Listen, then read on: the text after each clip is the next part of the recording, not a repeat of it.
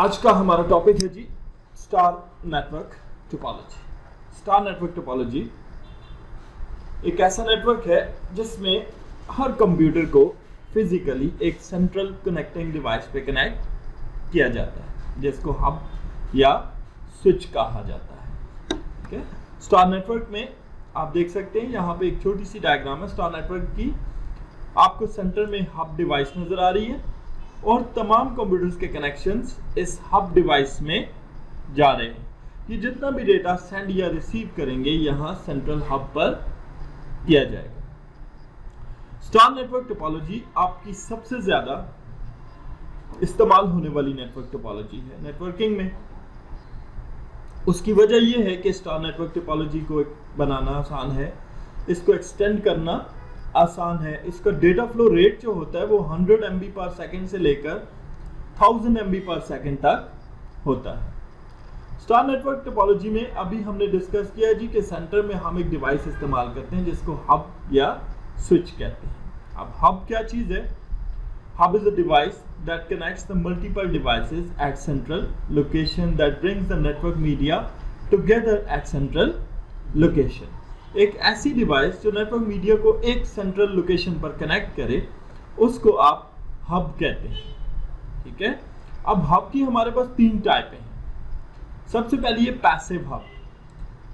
Passive hub अगर शक्ल देखें तो ऐसी होती है। ठीक है, ये आपको नजर आ रहा है कि ये BNC कनेक्टर के साथ एक पैसिव हब आपको नजर आ रही है और एक ऐसी पैसिव हब है जिसमें 5 RJ45 की पोर्ट्स लगी हुई हैं और एक पावर कनेक्टर भी लगा हुआ है। अब पैसिव हब आपकी वो डिवाइस है जो आपके नेटवर्क को सेंट्रल लोकेशन पे कनेक्ट करती है, ये तो इसका काम है। दूसरा ये है कि ये आपके कंप्यूटर से डाटा लेती है। मिसाल के तौर पर ये कंप्यूटर इसने डाटा जनरेट किया, डाटा जनरेट करेगा तो जारी बात है डाटा केबल पे जाएगा। अब केबल पे जाने की वजह से डाटा के साथ नॉइस भी ऐड हो जाता है। सिग्नल्स के साथ नॉइस का ऐड होना जरूरी हो जाता है क्योंकि केबल में अटेन्युएशन हो सकती है, EMI इफेक्ट भी हो सकता है। तो नॉइस क्या है? Disturbance in data is called noise. तो वो नॉइस और सिग्नल दोनों स्विच के पास यानी हब के पास भेज देगा। अब हब ने क्या करना है, जो पैसिव हब है ये उसी हालत में इसको उठाएगी और डेस्टिनेशन कंप्यूटर को थ्रो कर देगी। इसमें किसी किस्म की कोई चेंज नहीं लाएगी। और पैसिव हब का जो डाटा फ्लो रेट है वो है 10 MB पर सेकेंड, आजकल नहीं इस्तेमाल हो रही है। पैसिव हब के बाद दूसरी हमारे पास जो हब की टाइप है उसको एक्टिव हब कहा जाता है। एक्टिव हब वो डिवाइस है जो आपके पैसिव हब की तरह ही सेंट्रल लोकेशन पे कंप्यूटर्स को कनेक्ट करती है। यहां भी आप देख रहे हैं नेटवर्किंग की पोर्ट्स बनी हुई हैं। ठीक है, ये सिग्नल और नॉइस दोनों को रिसीव करेगा सोर्स कंप्यूटर से, दोनों को बूस्ट अप कर देगा और दोनों को डेस्टिनेशन कंप्यूटर तक पहुंचा देगा। और इसका डाटा फ्लो रेट जो होता है वो 100 MB पर सेकेंड होता है। फिर हमारे पास आ जाती है इंटेलिजेंट हब। इंटेलिजेंट हब का दूसरा नाम स्विच है जो आजकल की नेटवर्किंग में हम इस्तेमाल करते हैं। स्विच आपका वो नेटवर्किंग टूल है, वो कनेक्टिंग डिवाइस है जो सेंट्रल कनेक्टिविटी प्रोवाइड करता है। इसके साथ साथ ये डाटा और सिग्नल दोनों को रिसीव करेगा। सिग्नल को ये बूस्ट अप करेगा जबकि जो नॉइस रिसीव करेगा डाटा के अंदर उस नॉइस को ये डिस्कार्ड कर देगा, जाया कर देगा और सिर्फ सिग्नल यानी डाटा को अगले कंप्यूटर तक सेंड करेगा विद 100 MB पर सेकेंड या 1000 MB पर सेकेंड की स्पीड से।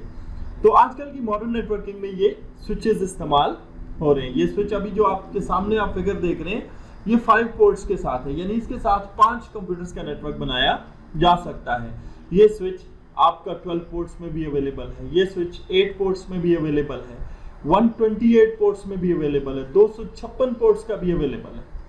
यानी जितना ज्यादा आपके कंप्यूटर्स हैं उतनी पोर्ट्स का आप स्विच परचेज कर सकते हैं। अब स्टार टोपोलॉजी बनती कैसे है?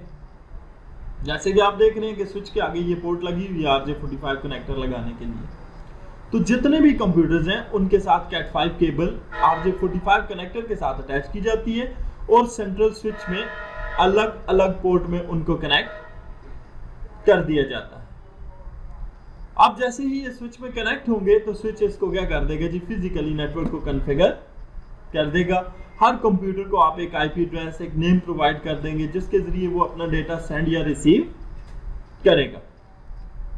अब फॉर एग्जांपल आप नेटवर्क को एक्सटेंड करना चाहते हैं, बढ़ाना चाहते हैं, तो आप स्विच के साथ भी स्विच को कनेक्ट कर सकते हैं। फॉर एग्जांपल आपके पास 12 पोर्ट्स का स्विच है, 2 स्विचेस हैं, आपने एक नेटवर्क पे 11 कंप्यूटर लगाए, दूसरे पे भी 11 कंप्यूटर लगा दिए, तो 12वीं पोर्ट को आप स्विच टू स्विच कनेक्ट करने के लिए इस्तेमाल कर सकते हैं। इस तरह आपका एक बड़ा नेटवर्क बन जाएगा।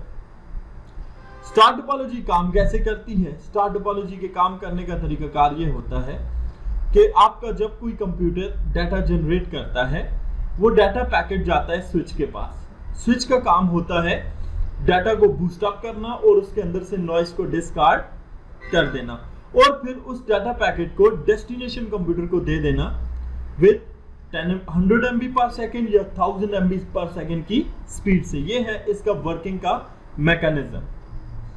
अब स्टार टोपोलॉजी के हमें एडवांटेजेस क्या होते हैं, फायदा क्या होता है?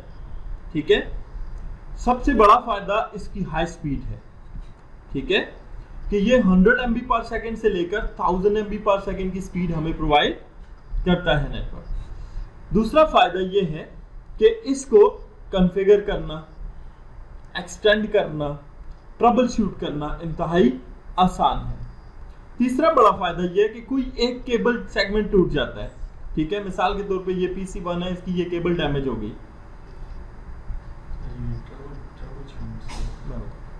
तो अगर एक केबल सेगमेंट टूट जाएगा, ठीक है, तो पूरे नेटवर्क पर उसका कोई असर नहीं रहेगा। बाकी कंप्यूटर अपना डेटा सेंड रिसीव करते रहेंगे, सिर्फ वो कंप्यूटर डेटा सेंड या रिसीव नहीं करेगा। अब ट्रबल शूट का बात आ गई, तो ट्रबल शूट क्या है कि वो कंप्यूटर जो डेटा सेंड रिसीव नहीं कर रहा उसको डिटेक्ट कर लिया जाए और उसको करेक्ट किया जाए, नेटवर्क के ऊपर अटैच कर दिया जाए, ये ट्रबल शूट होता है। ठीक है, तो क्योंकि हमें पता चल जाएगा कौन सा कंप्यूटर डेटा सेंड रिसीव नहीं कर रहा, तो इसलिए इसको ट्रबल शूट करना आसान है।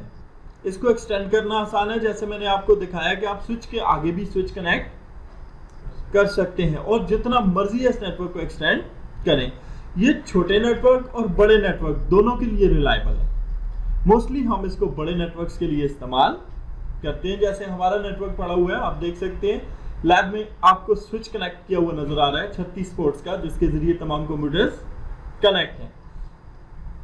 अब हमारे पास स्टार टोपोलॉजी के डिसएडवांटेजेस भी होते हैं, जारी बात है, जहां पे फायदा है वहां पे इसका नुकसान भी होता है।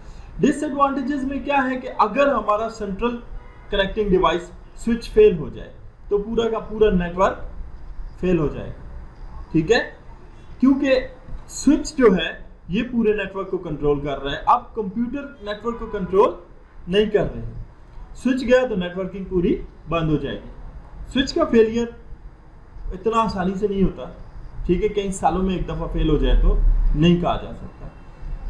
दूसरा डिसएडवांटेज है कि ये एक्सपेंसिव नेटवर्क है, इसकी जो केबल है वो भी एक्सपेंसिव होती है, इसका जो स्विच की कॉस्ट है वो हमें एडिशनल पड़ती है। ठीक है, और इसके अलावा हमारे पास इसकी जो स्पीड होती है वो 100 MB से 1000 MB पर सेकेंड जो हमारी फाइबर ऑप्टिक केबल का नेटवर्क होता है उसके मुकाबले में कम है।